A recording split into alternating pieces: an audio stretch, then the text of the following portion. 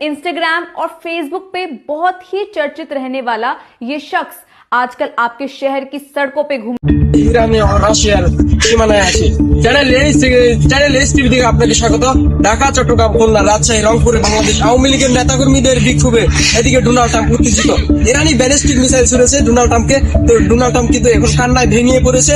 তো এই মুহূর্তে আমি সরাসরি খবর লাইভ গুলো জানাচ্ছি আবারও। রাশিয়ার প্রেসিডেন্ট ভ্লাদিমির পুতিন কিন্তু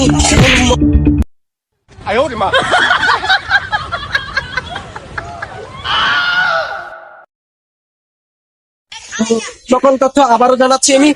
প্রেসিডেন্ট নেতানিয়াহুকে মৃত্যুর হুমকি দিয়েছে কিং কোবরা কিং জং উন। এই মুহূর্তে আমি আছি উগান্ডা থেকে, তাফসিরা চ্যানেল এইচ টিভি থেকে রাজীব হাসান।